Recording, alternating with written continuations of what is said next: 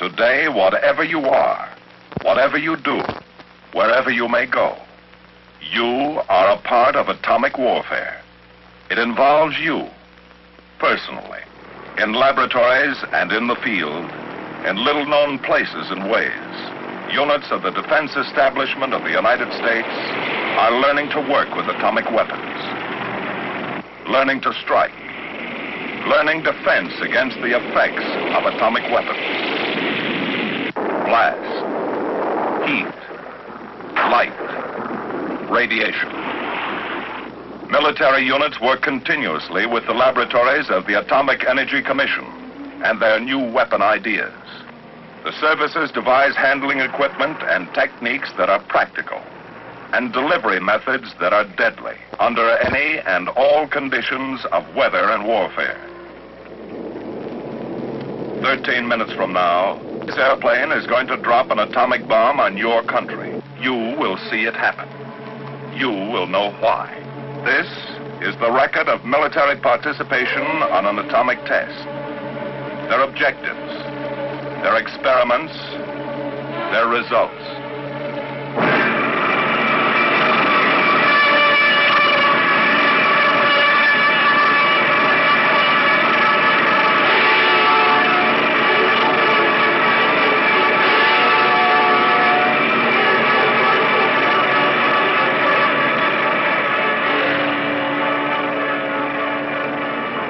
Fall 1950.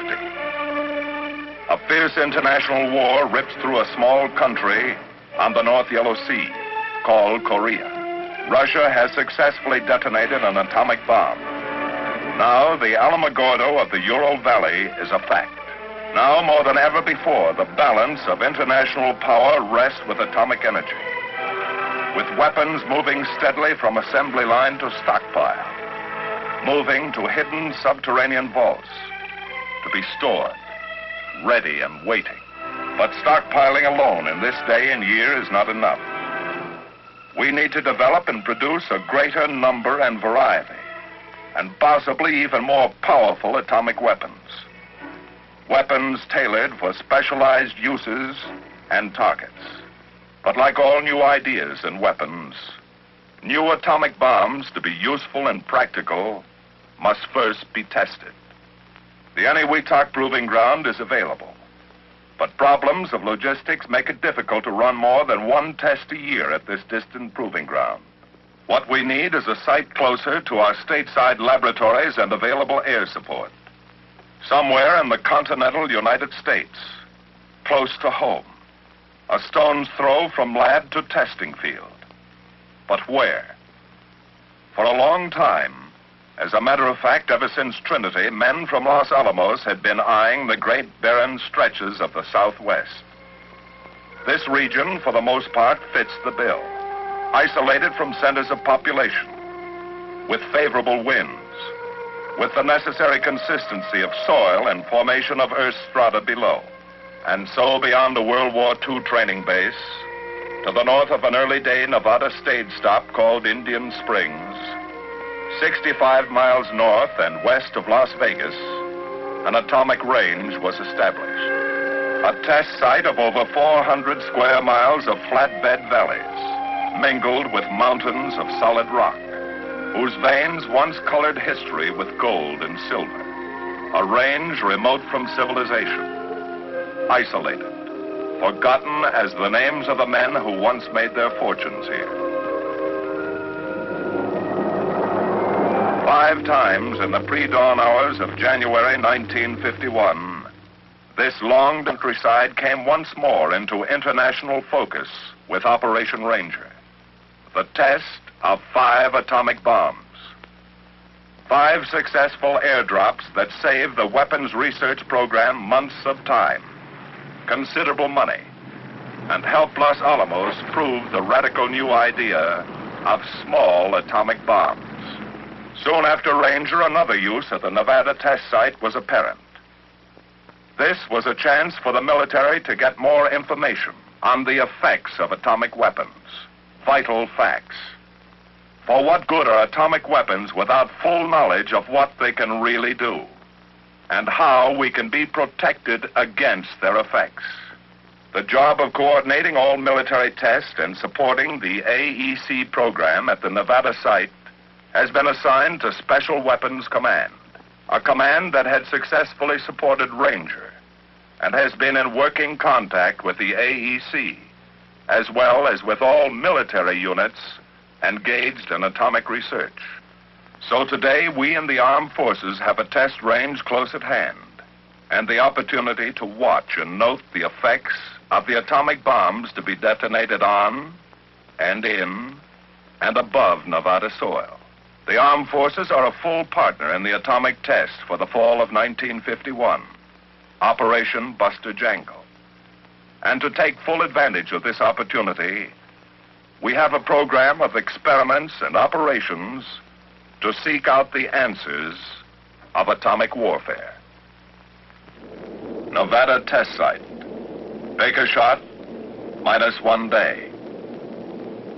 For the first time since the era of ZI atomic testing began, we in the military have a full-scale program to answer the questions a military man must know about the basic effects of an atomic explosion on his material and equipment.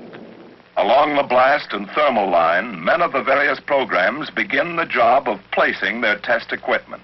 Precisely arranged at predetermined distance from ground zero, men from the Corps of Engineers set up panels of plastics, paints, and coated fabrics, samples of various materials, tent cloth, inner and outer clothing, standard and impregnated materials.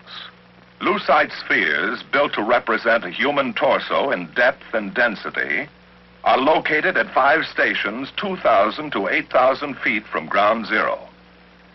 Film and crystal dosimeters at varying depths within the spheres will measure ionization produced by gamma radiation. Foxholes become a priority project. Open and closed foxholes are spaced from 100 to 2,200 feet from zero.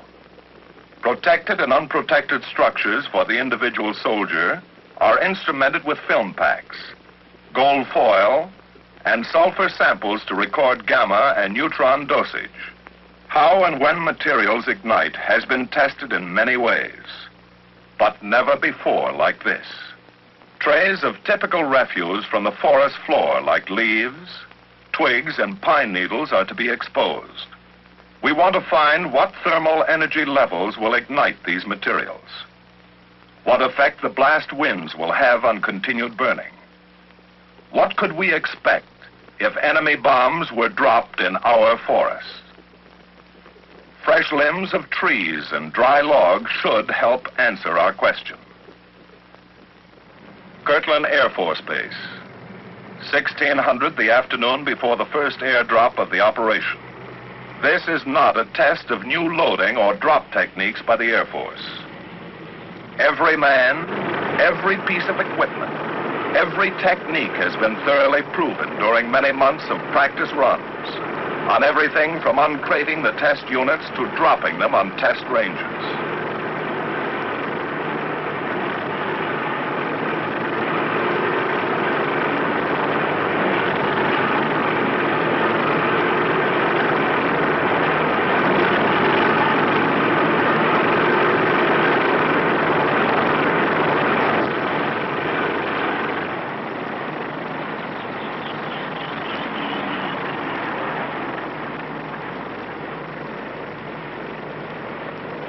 The original atomic bomb and most of the test units since that time have been detonated on tall steel towers.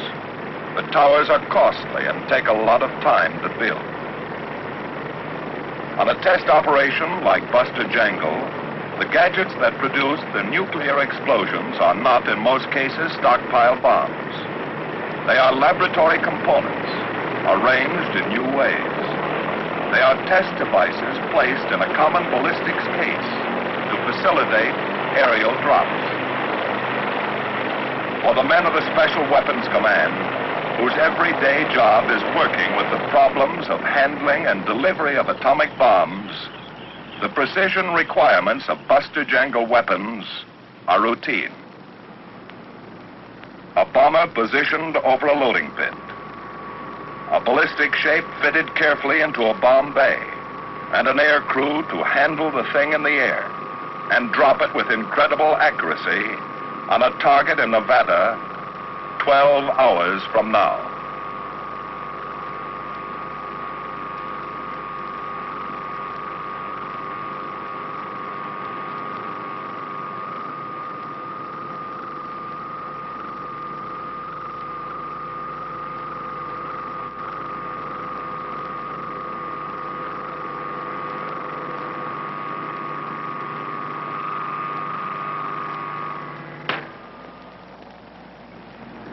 The bomber ready, it moves off to wait its takeoff time under double guard.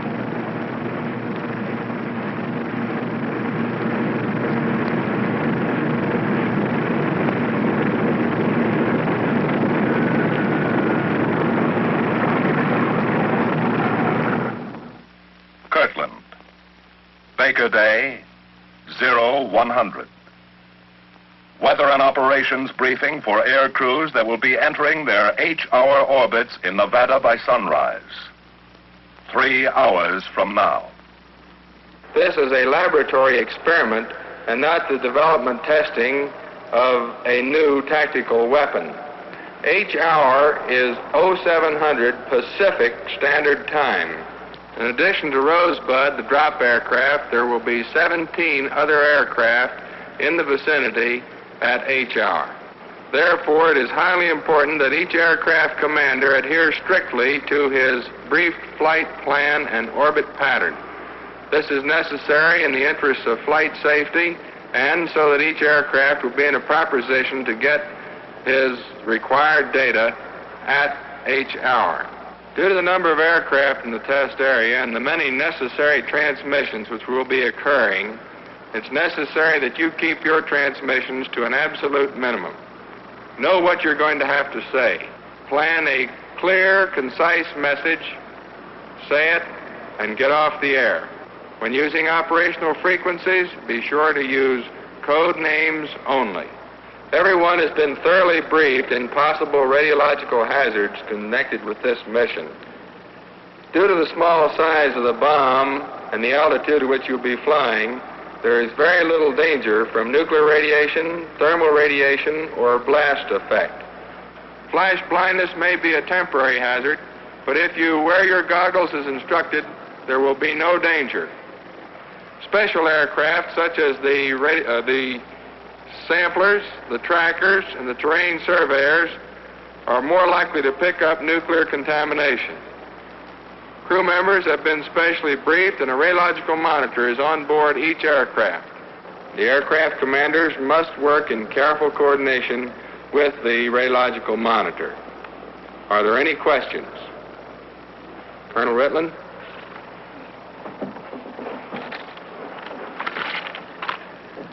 Gentlemen, the series of tests we are participating in today are unique in that this is only the second time that atomic bombs have been dropped within the continental limits of the United States.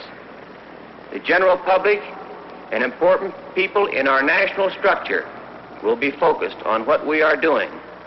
It is therefore particularly important that we produce an excellent mission. Within this operation, we have project officers and aircraft from the United States Navy and 7 Air Force agencies. You have been placed under my operational control so that we can be brought together to accomplish the mission as efficiently as possible. Each crew has been thoroughly trained in the technical aspects of your mission. This morning we have had a complete operational briefing for today's mission. With the background you have received and the training that you have attained on previous atomic tests, I am confident that you will successfully complete this mission. Now let's go and have a good mission. First of the air operations to get underway is a C-47, with a job to do only in case the drop plane gets into trouble along the way. If the drop plane has to jettison a unit of fissionable material. These rad-safe, medical, and security men that make up the disaster crew will either land or parachute themselves to recover and protect the unit. The drop plane, Rosebud, is in regular communication with the disaster crew from takeoff to 0 hour. Hello, Bottleneck. This is Rosebud. Go ahead, Rosebud. Bottleneck, this is Rosebud. Airborne is 0215, proceeding on course. Roger, Rosebud. For the newspapers of the world, a headline rides in the cold belly of an Air Force bomber. Back at Kirtland, in what is known in the trade here as catfish control, in a very unspectacular routine way, every movement of that newspaper headline and all the other air operations for Buster Jangle are carried out under the eyes of men seasoned by the experience of other atomic tests, Ranger and Greenhouse. All this coordinated with the Air Operations Center and the control point at the test site.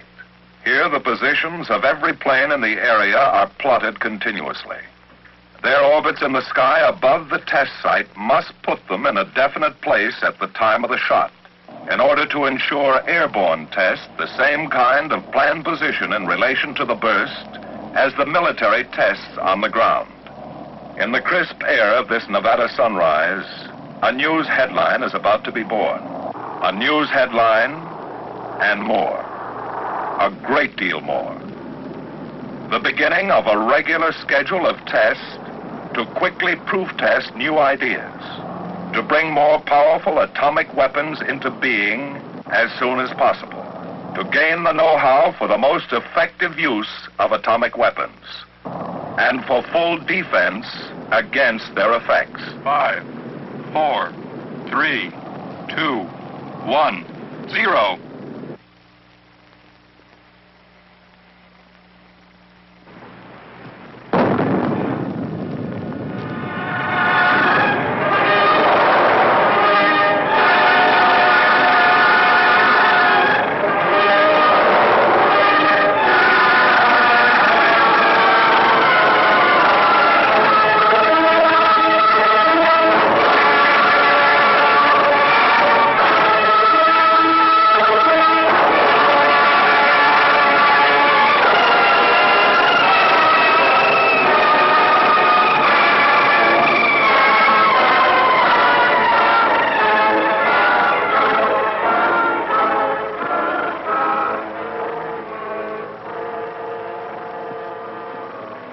While the rumbling echoes of the Baker blast still race across the Nevada countryside, the first radiological safety monitors leave by helicopter to survey the radiation levels in the target area and around the test setups.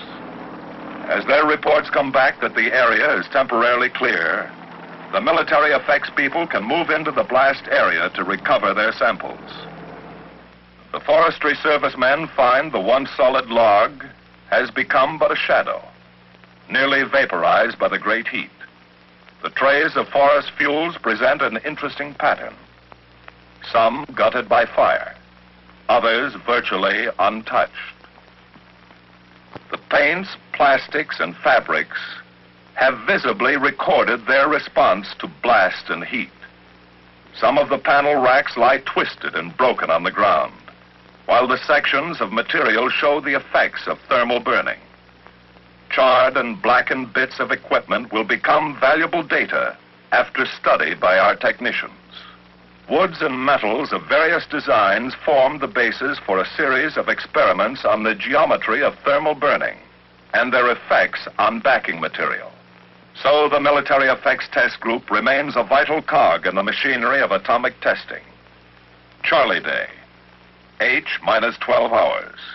We in the Military Biomedical Group begin the task of readying our test animals. These are the standard animals we work with daily in our laboratories. Knowing and working with them, we find that in many ways they are affected very much like humans when exposed to an atomic detonation. So these are our instruments, perhaps the most delicate of all instrumentation used during atomic tests. We completely anesthetize them for their mission at each hour. Our objective here is to correlate laboratory and field testing and determine the reliability of knowledge gained in our labs. to extend our information on the effects of thermal and nuclear radiation on skin, lungs, blood, the muscular and nervous systems. We can apply this data to the response of humans under similar conditions. Quite a difference here from a dusty coral road on Peleliu, the hedgerows of France, or a desert trail outside El Alamein. But beneath this desert floor in Nevada lies a minefield. A full variety of mines are buried here to give us much-needed information on the effects of an atomic explosion on emplaced mines under combat conditions. At Kirtland, another test device is loaded aboard its special transport, Rosebud. Not a weapon, but a theory. An idea in a ballistics case. Another step in atomic energy enterprise. Perhaps another way to increase the yield of the stuff atomic bombs are made of. The test site ready, the valley where the tall mushrooms grow is left to spend the night before the shot, alone.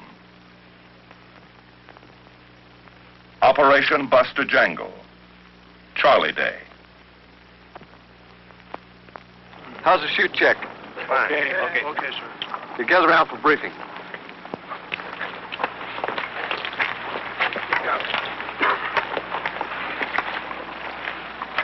Major Mitchell will be our ad monitor again today. Well, men, I would like to remind you that our primary mission this morning is to collect a sample from the cloud for laboratory analysis. The sample that we got on the last mission was very good. Our first penetration is always governed by the cloud dispersion and the velocity of the wind. According to the latest information, it looks like our first pass will be made at HR plus 1.5. Our altitude 8,000 feet. The communications gem that we used on the last mission worked out very nicely. I would like to continue to use them. Would also like to remind each of you to hand me your film badge at the completion of the mission. That's all, Jim. Mitch, I'd like to add a thought to your briefing. We have a second mission to perform in this aircraft, and it's a very important one, at least as far as the Air Force is concerned. We're going to prove to everyone who has to do it that they can fly in this stuff and remain in this stuff as long as they observe a few safety precautions. When we are in the area around the cloud, the monitor will be the boss of the aircraft. Fellas, up to now, we've had 2 very successful sampling missions in our favor. You've all been briefed on the amount of radiation you can get and still be on the safe side. I'd like to assure you that you will never get enough radiation on the inside of this aircraft to give a thought to the consequences. Are there any questions? Yes, sir. Is the special exit procedure when we get down the same as it was on the last mission? The exit order will remain the same. Let's try not to touch the outside of the aircraft. And let's get over to the Rad Safe Center as soon as we can. Marvin, do you have your logs? Sure, Jim. I'm ready to roll. Okay, let's get aboard.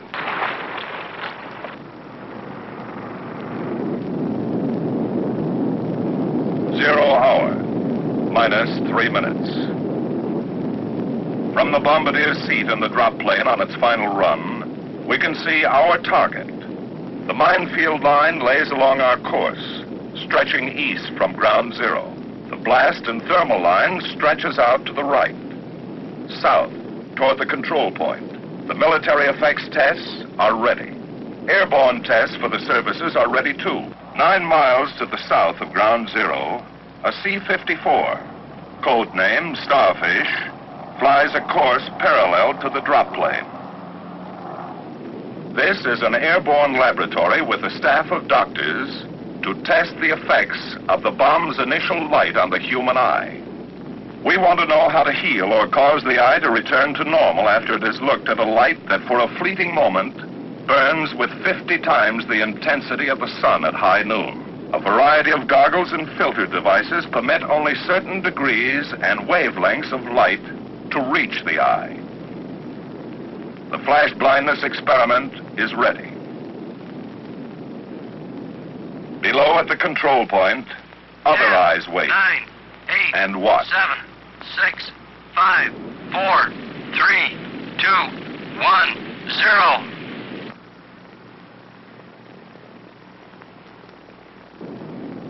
The men and doctors set about their study of flash blindness. Out of this experiment will come considerable specific knowledge about protection and treatment for men of the armed forces and the citizens of their country. All of this even as the Charlie cloud continues to boil. As the cloud begins to drift and roam beyond the test site, high priority is given to the earliest possible recovery of some experiments and data, like the animals of the military biomedical experiments. When the okay from RadSafe is received, we move in rapidly to collect our animals. Time now becomes a most important commodity, for these are living, breathing beings. Although still completely out from the effects of anesthesia, they can only go so long without food and water. So they are quickly removed from their blast line stations and carefully carried to the waiting trucks. In another area not too far away, our test rats are removed from their electrically heated tubes. November nights in the Nevada desert are not exactly warm. This is but another project in our continuing research on the effects of thermal and nuclear radiation and its ultimate application to the effects and responses on humans subjected to atomic explosions. Hi, Russ. Hi, Paul. How's the area for Shotgun 8 to come in? The atomic cloud has moved over far enough, leaving the aerial space uncontaminated. The RadSafe monitors have checked the landing strip and found it radiologically safe. Good. Shotgun.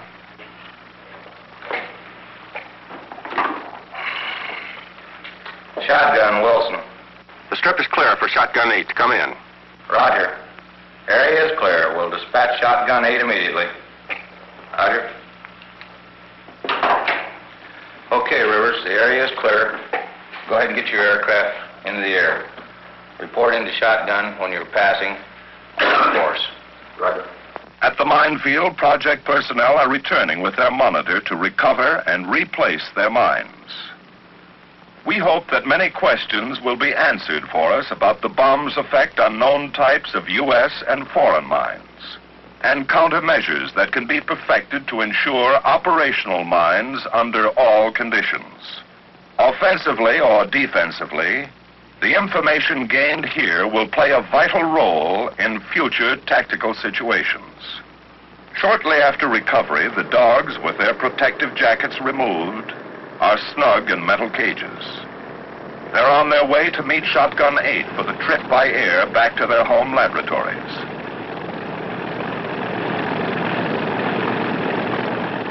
A great deal may depend on these animals. The vital facts and figures gained by our living instruments could mean the saving of many lives, perhaps yours and mine. These dogs will play an important role in formulating new healing techniques. For without them, we are handcuffed, unable to observe, study, treat, and heal. In the sky some distance from the test site now, the atomic cloud is still very much in being. Colorful, in its own way fascinating, carrying with it the radioactive products of the fission explosion. The biography of every atomic cloud is essentially the same. The intense heat and violence of the fireball as it sears the sky causes the spectacular and colorful rust-like condition in the air around it. As the fireball cools, an enormous vacuum and afterwind is created, causing the desert floor to rise up into the cloud itself, to form the characteristic mushroom stem. The cooling also sets up a rapid condensation in the air around the fireball that sometimes produces layers of ice crystals, literally an ice cap. Knowledge gained on previous nuclear weapons tests has produced the theory that once the cloud has formed and stabilized in the sky, the vitally significant fission products in so-called unburned fission fragments don't distribute themselves evenly, but tend to collect in very large, invisible pockets, hot pockets, or cells inside the cloud. The particles that are suspended in these nebulous cells indicate many things that happen inside the bomb, as well as the efficiency of the fission reaction. So attempting to locate the cells and collect samples from them is a mission of the highest priority. Airborne by the winds, the cloud soon shears and spreads thin over an increasingly wide area. The radioactive cells become less concentrated, each one sometimes stretching over many square miles. They can't be seen, but will readily tip their radioactive hand to airborne detectors. Drone B-17s collected samples of the atomic clouds on Crossroads in 1946 and Sandstone in 1948. But on Sandstone, a manned aircraft accidentally encountered a good sample while tracking one of the atomic clouds. For Operation Ranger, all of the cloud samples were collected by manned aircraft. On Greenhouse, the test at Eniwetok in the spring of 1951, samples collected by manned aircraft equaled those gathered by drone planes. So manned samplers now have their permanent place in nuclear weapons testing, very probably replacing the pioneering drones entirely. At this moment, the samplers are orbiting at several altitudes a short distance downwind, awaiting the order for their first penetration of the cloud. Mounted on their wings and fuselage are filter boxes, holding chemically pure papers to capture sample particles of the cells, if they can be located. The men inside are standing by, making final preparations for their first pass through the Charlie Cloud. Their operations are based on considerations of each cloud individually. Their penetrations are ordered from the CP. Charlie Cloud, H plus 1 hour and 30 minutes. Take a look, Hal. It's okay to me. Okay, let's see. Say, that's Cream Puff 3, isn't it, Paul? Yes, that's Cream Puff 3. How does it look? Well, it looks pretty good. Why don't you have him try a first penetration? That's okay, Hal. Let's try Plan 3, though. Plan 3, is that okay, Hal? Right. Hello, Cream Puff 3. This is Keyhole. You're cleared to start first penetration. Follow Plan 3. Visually, Cream Puff 3 seeks out and heads for the most dense portion of the cloud. His mission plan is simple. Before reaching the visible cloud, the sensitive survey meters in the plane start to climb as it enters the invisible field of gamma radiation that surrounds the cloud. If the plane misses a cell, the meters return to almost a zero reading when it emerges from the gamma field on the opposite side. If so much as the edge of a cell is touched, the plane is instantly contaminated, and the meters will continue to read comparatively high. The plane will continue to make passes until it has made a sufficient number to collect the required samples. Penetrations are delayed and spaced to keep personnel contamination to a minimum while collecting the vital samples. With a selection of radiation detection instruments inside, the monitor tries to locate and penetrate a cell of hot stuff in the cloud. For anyone who may ever have to work in the hot stuff, the most practical precautions are being tested and proven here on Buster Jangle.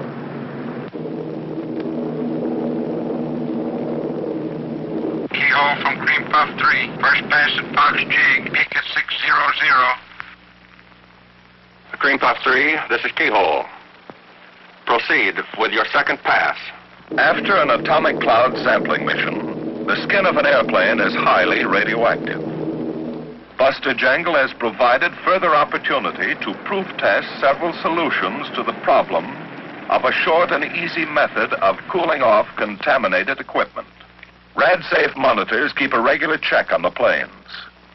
In a few hours, the plane can be sprayed down with a special detergent known officially in rad-safe circles as drunk. On earlier atomic tests, such as Crossroads, decontamination of the sampler aircraft was an unborn science. The planes were sometimes abandoned for many months to cool off in nature's own good time. The experience gained and the quality of samples collected by these planes in the course of BUSTER JANGLE prove that jet aircraft can get the required samples with less personnel exposure. An aircraft that has become heavily contaminated from working inside an atomic cloud can be cooled off, made radiologically safe, and ready to fly another mission in 24 hours.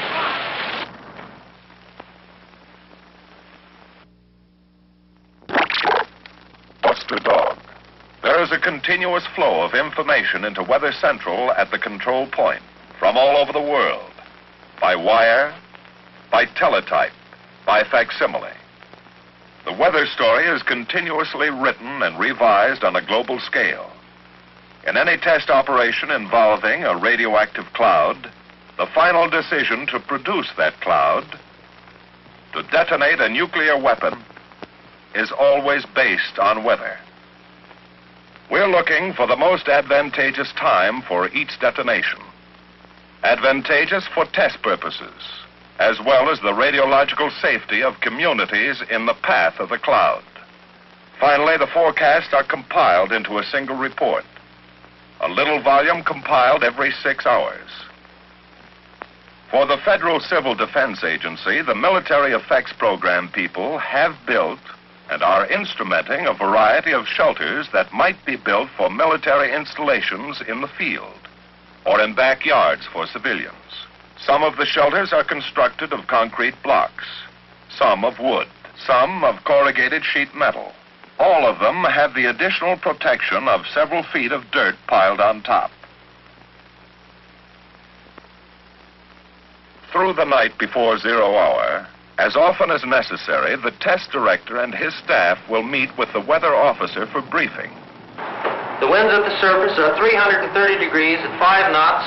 At 10,000 feet, they're 330 degrees at 14 knots. And at 25,000 feet, they're 340 degrees at 35 knots. Taking this forecast over to our trajectory problem, we find that the red, blue, and black lines representing the 10, 20, and 30,000 foot levels of the cloud will take a south and southeasterly trajectory and will head right down south into Mexico. Taking this trajectory and transferring it to a map of a larger scale, I have here presented the 10,000, the 20,000, and the 30,000 foot levels. Each of these pegs indicate a 2-hourly movement of the cloud at these various levels. I believe, Dr. Graves, that's all that I have at this time. Well, thank you very much. What do you say, Rush? Should we go ahead? Favorable, Al. What do you think, Duncan? Already, Al. Okay. Okay by me. And your planes operate with these winds, Ed?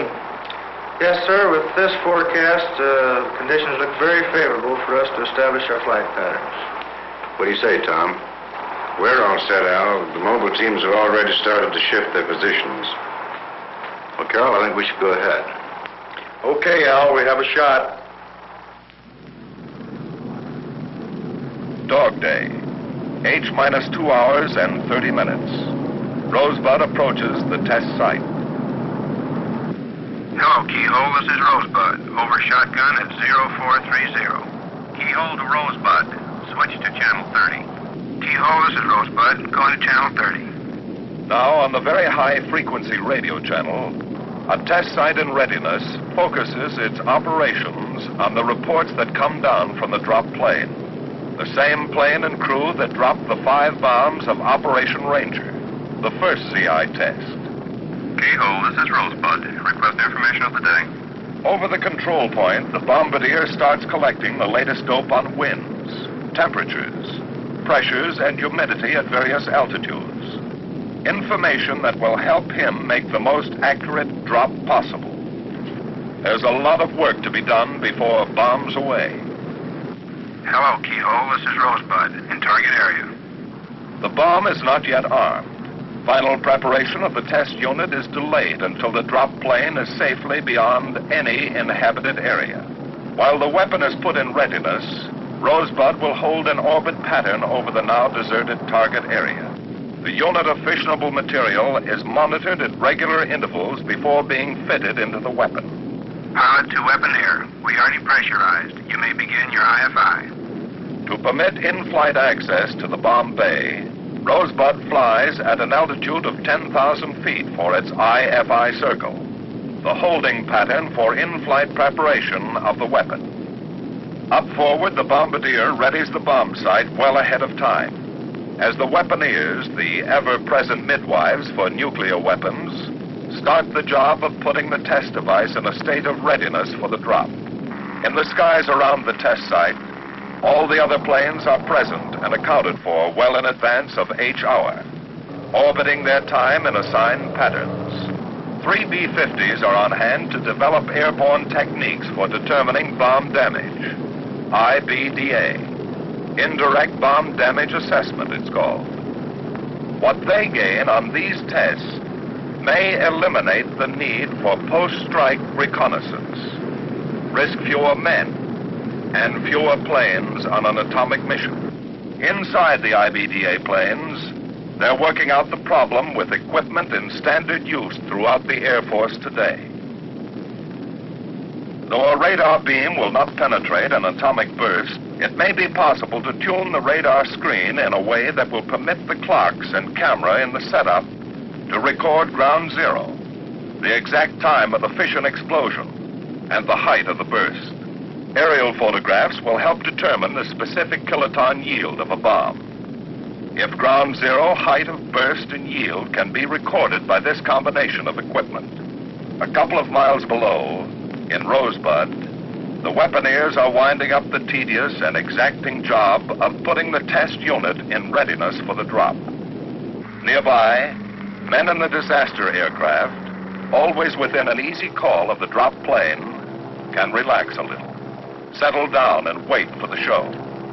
From now until the weapon is dropped, its arming and firing circuits and unit of fissionable material are monitored continuously.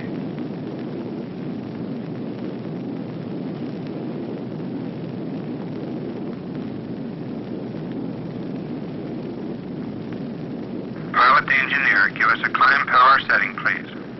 Rosebud is pressurized once more and climbing for the job to be done at altitude.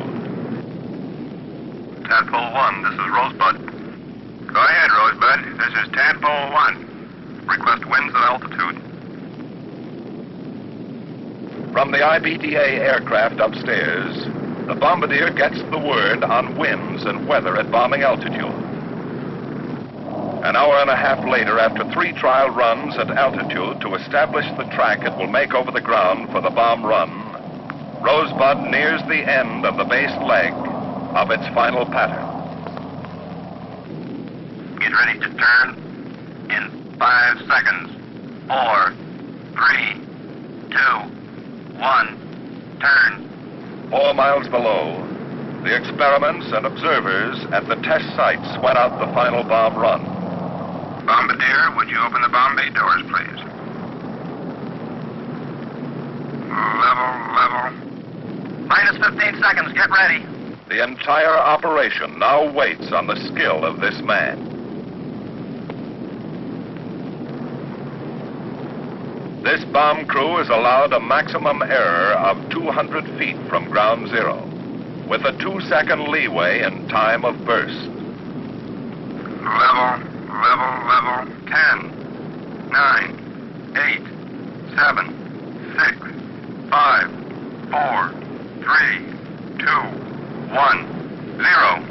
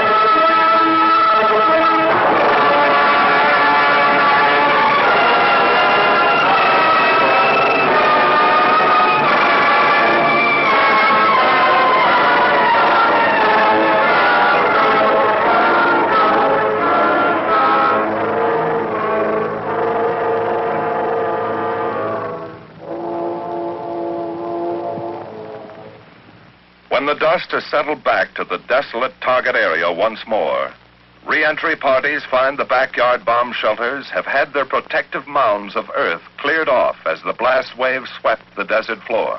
Shock, pressure, and radiation levels inside the structures prove that current designs for simple military and civilian shelters will provide servicemen in the field and their families at home with reasonable protection against the blast, heat, and radiation effects of an atomic detonation.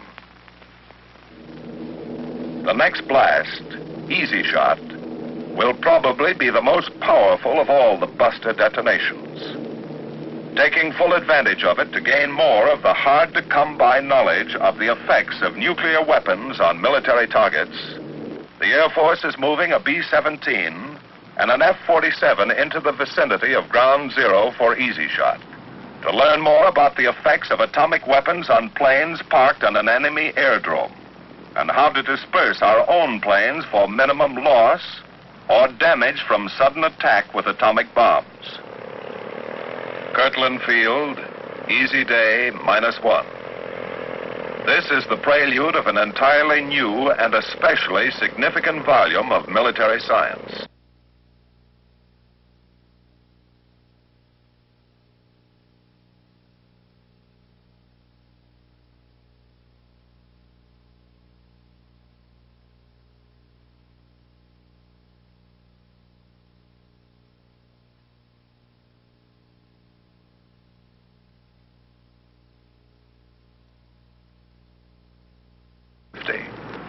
So this will be the first live nuclear weapon in history to be dropped from a jet aircraft. The secrets of the bomb have been and continue to be our most guarded secrets. In all our atomic energy enterprise, there is no priority higher than preserving the security of those secrets. It's a physical thing like guards and passes and security screens, and it's an individual thing in the minds and hearts of men. In an atomic test, as in the everyday duties of those who work with nuclear weapon development and technology, security is the highest obligation and responsibility. Oh, that's fine. I'm glad it's all set. Okay, Sid, we'll be seeing you. Goodbye. Mac, that was Sid Newberg over at AEC. He's got some information he wants to talk over with us tomorrow morning. Before we leave, Colonel, here's a essential elements of information report that came in just before you got here. I think we've got time to go through it if you'd like. Yes, I think we should, Mac. With another shot coming off in the morning, it's good to know these things.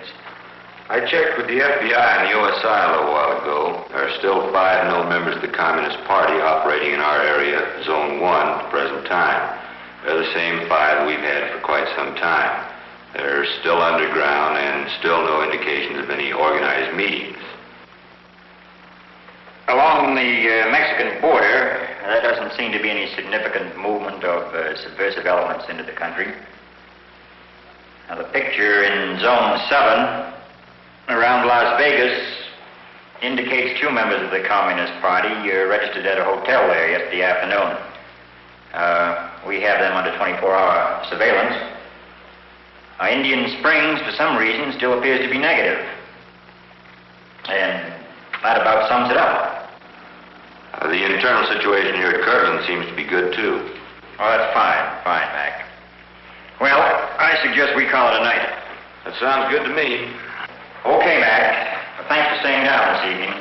I'll see you tomorrow. Right. Good night, Colonel. Good night, Mac. Easy Day, dawn plus 13 minutes.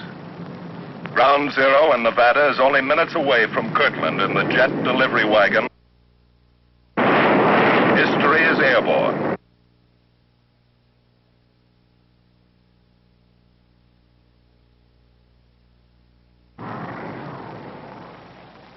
As the B-45 heads out of the Albuquerque Sunrise, the air crews at Indian Springs get their pre-takeoff briefing, a final time hack, then make their now routine way to orbit patterns in the sky. to sweat out the last detonation of the BUSTER phase of this operation. 0 hour minus 30 seconds. B-45 Rosebud is on its final run to its target and to history.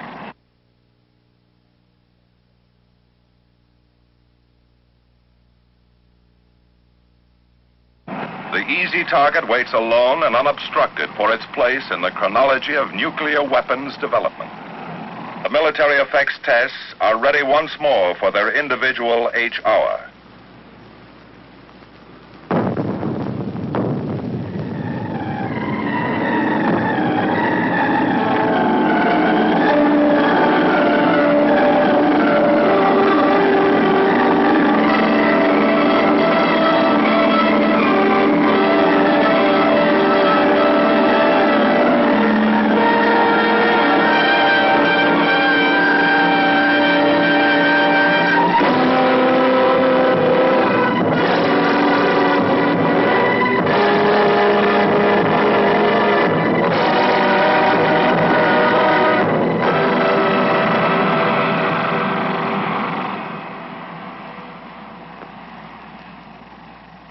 A few hundred yards from easy target, a couple of Air Force projects bear mute testimony to the effects of the bomb on aircraft parked in the vicinity of Ground Zero.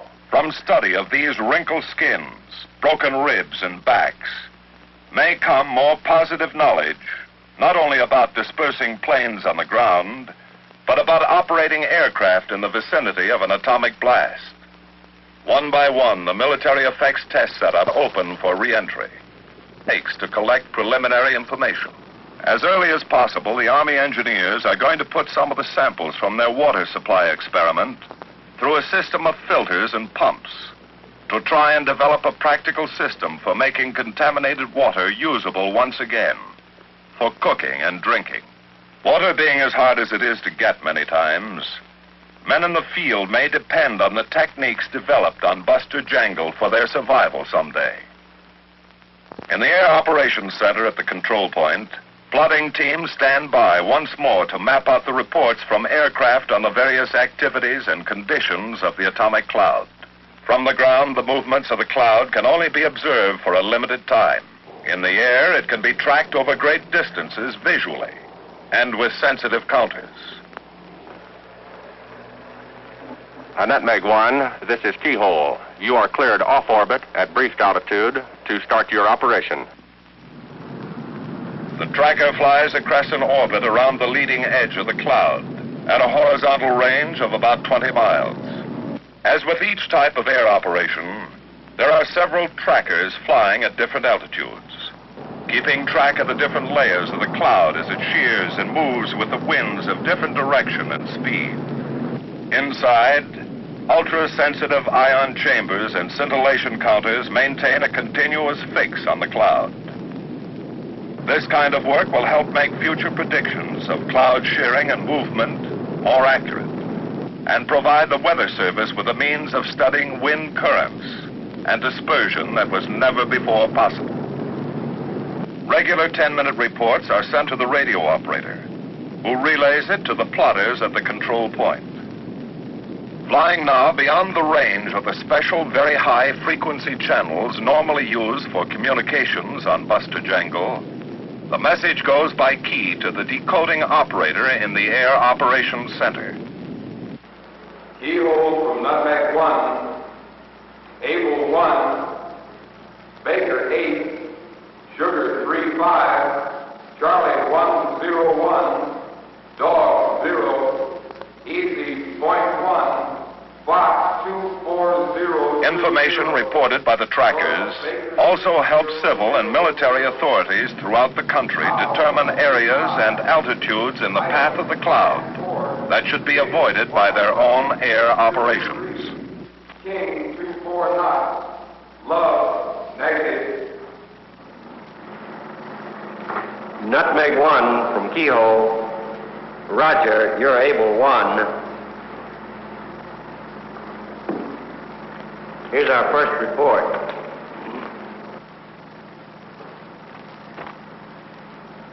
Hours later, when the trackers are released, and the position and radiation levels of the atomic cloud are plotted out to 600 miles, all air operations are completed for the BUSTER phase of the test. The night following Easy Shot is only an interlude. Tomorrow, the people at the Nevada test site move in force to prepare for the JANGLE phase of the operation. Never before have the armed forces had a site of their own and nuclear weapons to detonate as they wish. Never before has an atomic bomb been detonated on the surface of the ground or deep in the earth itself. One of the big questions that may be answered by the JANGLE phase of the operation is the value of including contact or penetration weapons in our atomic stockpile. We have 2 nuclear weapons of our own test site, installations, and programs formulated over a year and a half by the Armed Forces Special Weapons Project under the code name of Windstorm. The JANGLE phase was originally planned for the remote island of Amchitka in the Aleutians. For reasons of geology and weather, it was canceled in Alaska and moved intact to the more ideal environment here at the Nevada test site. For the first of the 2 shots, the weapon will be detonated at ground level. The second will be placed 17 feet below the surface and covered to simulate the conditions of an actual ground penetration. A weapon detonated on or in the ground will undoubtedly produce a shock wave in the earth itself. But how much? How far? What will be the effect on the foundation of structures, on the earth itself? By instrumenting shafts of several depths in the ground, we hope to learn the story of blast and shock moving through the medium of earth. We want to record the acceleration and degrees of pressure in the ground. In other words, how will the effects of these weapons differ from an airburst? What will be the amount and extent of radioactivity?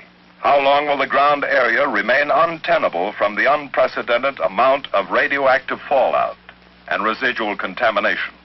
A multitude of collectors, film badges, radiation detection and recording instruments at various distances from ground zero may give us the radiological story of the surface detonation. Another part of the story will be written in the work of the Army's water supply decontamination and purification experiment. To compare the effects of a surface blast with an airburst, many of the military effects setups used on the BUSTER shots are being duplicated. We're going to test every conceivable type of presently available military field clothing and future materials that may be used for radiological protection as well as utility. After 2 years of work by the Armed Forces Special Weapons Project to get the most information for the time and dollars spent, the all-military part of the BUSTER JANGLE operation stands ready. Minus 30. In the main control room at the CP, a network of clocks and timers are set in motion to warm up instruments, fire the weapon, and set the experiments and recording instruments in operation, each in a sequence that is precise to 10 millionths of a second. Minus 15. 10, 9, 8, 7, 6, 5, 4, 3, 2, 1, 0.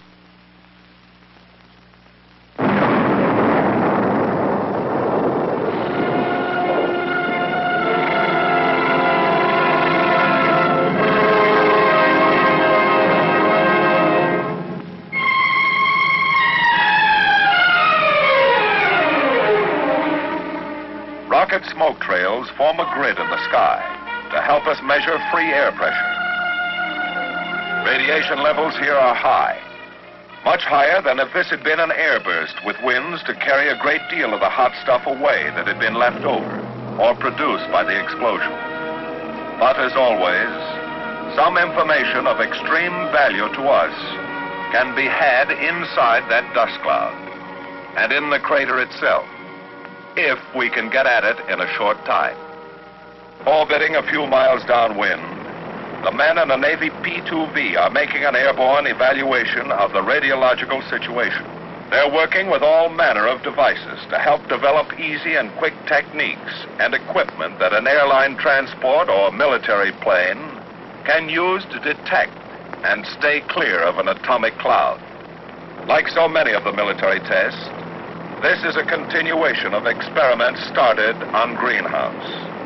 Before the tons of Earth, suspended now in the sky, settle back to the desert floor, they're going to make some low-level passes directly over the bomb crater and drop instruments by parachutes.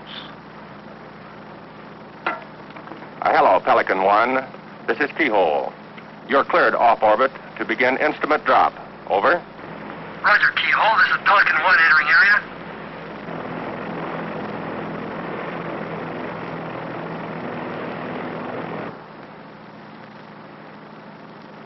The men in the P-2V are the first to approach ground zero. With their instruments, they will record the first chapter of the radiological story in the target area and bomb crater. Instruments are parachuted into the area, which send back to the men in Pelican 1 a telemetered signal of their findings. The answers to radiological questions from the interior of the dust cloud that still hides the crater from the eyes of anxious observers. In a little while, ground monitors mark off the outer limits of personnel re-entry to the blast area and the distant surface shot crater. But there are some samples of soil from the fringe and interior of the crater that will be of the greatest value if they can be gathered up before they run the limit of their radioactivity. The eyes of a few men are going to get a close view, now, of this hole in the ground that once was ground zero. To make this possible, Army weasels, drone weasels, are warming up now for a sample collecting trip into the crater area. Sample gathering by remote control, observed and accomplished through the use of television. Mounted on the front of the weasels are compact television cameras that can be made to move in any direction, like the weasels themselves. One of the drones is fitted with scoops on the front, which will, hopefully, return filled with Earth samples from the crater area. They travel their own private road from the remote control station to the mound of Earth that circles the surface shot crater. The other weasel has a drill bit mounted on the back, which will be doing some remote controlled digging for sample cores of the crater. For many reasons, it's important to know the fallout pattern and levels of radiation in the wake of every atomic cloud. To get the information that makes up the radiological picture of the terrain and the path of the cloud, the survey planes fly at very low altitude, about 600 feet above the ground, back and forth across the path of the cloud. They avoid the cloud itself, but have special filters loaded to catch invisible samples of fission products that might be lagging behind the cloud. They can monitor the terrain with ultra-sensitive detection devices, like scintillation counters, beta-gamma survey meters, and air conductivity instruments. Pieces of the picture are called in regularly, every few minutes to the plotting room at the control point. Gopher 2 to Keyhole. Cable 1-2. Charlie 1340, Dog 14, Easy 8000, Fox. Ground monitors are standing by to move into any areas the terrain survey planes may find to be potentially hazardous hotspots, after reworking them first from the air. Request permission to rework areas Dog 14 and Dog 15. Gopher 2 from Keyhole. Roger, you're able 1-2. Affirmative. Rework areas Dog 14 and Dog 15. In time, the sugar site will be cleared for the kind of detailed study we want to make to evaluate the effectiveness of an atomic weapon detonated at ground level. For one thing, we hope from the knowledge gained on tests of the open and closed foxholes that a doctrine on the development of protective shelters for combat troops will be evolved, giving effective protection from blast, heat, and radiation for soldiers in the field. Now the push is on to get ready for the final phase of the BUSTER JANGLE operation, the last shot. It's going to come off 2 miles to the north of the surface shot crater at Uncle Site, location of the underground shot. Here in a semicircle around 0 point are 26 projects and 63 principal structures, perhaps the largest single military effects program. Once again, as in Greenhouse, the program is a joint one. The Army, Navy, and Air Force have joined in formulating a series of projects to obtain data on the responses of underground and surface components subjected to a subsurface atomic detonation. During the Greenhouse and Dugway tests of 1951, we were able to collect a sizable amount of information about the effects of ground shock and air blast on typical structural types. Now we are seeking experimental data from the other direction. An underground atomic blast. With the BUSTER phase of the operation over and the surface shot completed, all attention now centers on structures. The scope of this one program can and will create far-reaching effects on the design criteria of future military and civilian building programs. For example, Army structures. From a 3-bay steel structure with a superimposed load to represent upper floors, the Army wants more information on damage and resistance to small factory and office buildings. Air Force structures. A 2-story reinforced concrete building. Here, the Air Force seeks information on the response of such building types and data to make damage predictions in possible target areas. 2 types of brick industrial chimneys will furnish facts on the behavior of masonry structures when hit by both earth shock and blast. At varying distances from 0 point, the Navy has buried standard utility distribution services: water, sewer, steam, electric, and gas mains. Some types are now in use throughout our cities and military bases. Others incorporate new developments for piping and connections. All these put under hydrostatic pressure to determine how these materials will withstand an underground atomic blast. A buried precast concrete fuel storage tank. How well will it withstand ground shock? What pressures will cause it to rupture? The Navy has a continuing interest in the problem of personnel shelters. These buried structures will get us a lot closer to eliminating the question marks of civilian and military protection during atomic attacks. A rigid frame building, a cylindrical arch rib structure, the beehive building. From these, the Navy hopes to justify specific design and construction formulas for the fabrication of adequate personnel shelters, with 2 types of runway surfacing, one precast and locked together with lengths of iron rod, the other a standard poured-in-place runway. The Navy will be able to make comparison tests of the effects of an underground blast on the 2 types. A few feet from the detonation point, several separate sections of concrete aggregate wall rest on a foundation like that required to hold a 5-story building. In a matter of microseconds after the blast, these walls will be shattered and thrown out from the target source in a rain of concrete missiles, hopefully to land on 2 blacktop collection areas. With this project, we're trying to learn how we can increase the radius of destruction from concrete fragments thrown out by an atomic explosion. The day before Uncle Shot, the bomb is lowered 17 feet into the ground to its platform. Here, for the first time, an attempt is being made to determine the feasibility of stockpiling a penetrating weapon. Once the weapon is in place, metal cover pans filled with dirt are placed over it to approximate the weight and density of the removed earth. Our instrumentation has been installed and the underground structures put under their earthen blanket. As the area clears, the feverish atmosphere that has characterized the site for many weeks disappears. It's quiet, and in the desert's own way, lonely. Shot day. 6, 5, 4, 3, 2, 1, 0.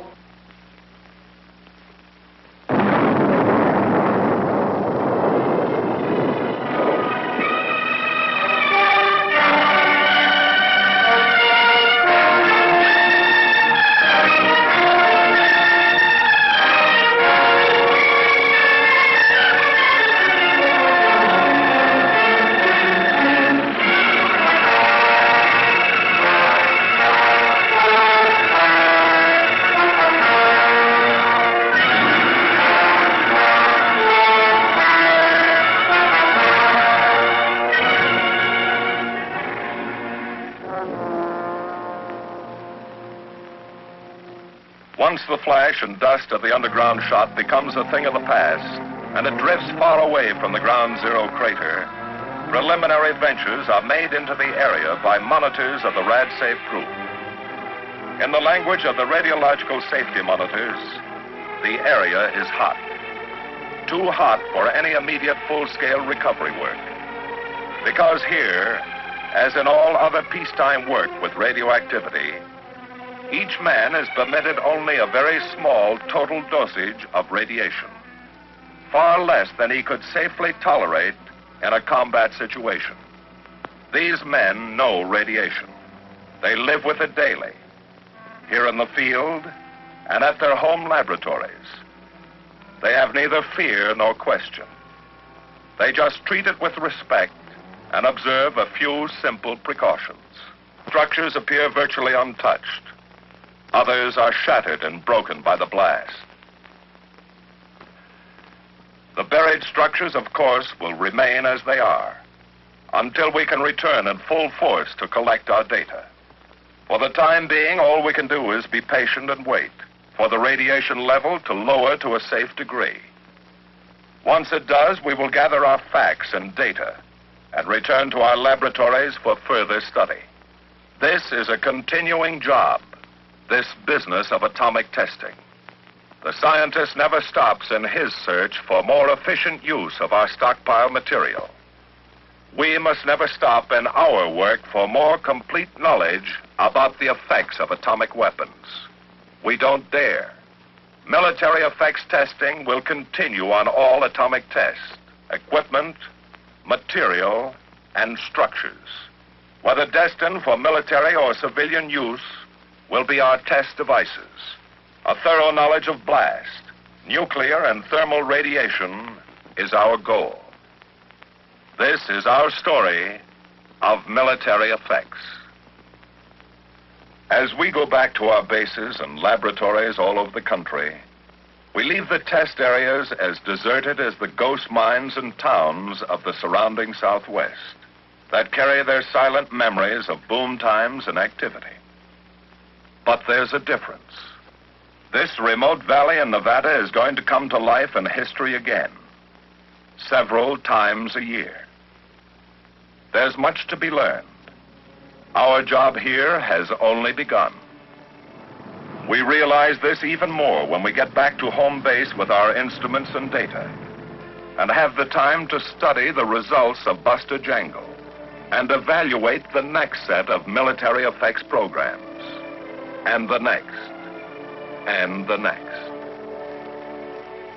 While some of us in the Army, Navy, and Air Force start to work on future atomic tests, some of the rest of us are helping the Atomic Energy Commission develop the ballistics for yet untried weapon ideas, making them compatible with military equipment, devising and refining the equipment and techniques for ground handling of weapons before they have been proof tested, and grinding a polish into techniques for dropping these new atomic weapon ideas, sometimes using equipment for delivery that is standard today, and sometimes working with both the weapons and delivery wagons of the future, so that when they have been proof tested by the Atomic Energy Commission, the armed forces will be ready with the know-how to put them into immediate use.